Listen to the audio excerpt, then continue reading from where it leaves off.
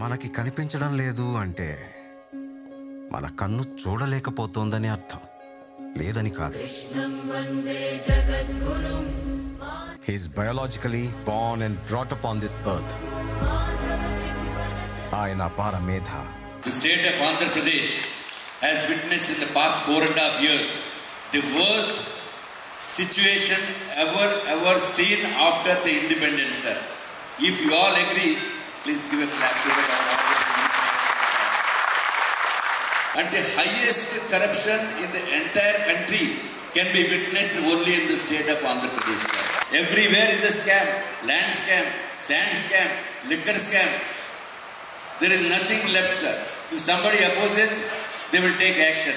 I request your kind good self to kindly see that the people of Andhra Pradesh can live in a peaceful atmosphere. So people are frightened. People are unable to raise their voice, unable to exercise their democracy, the prevailing democracy.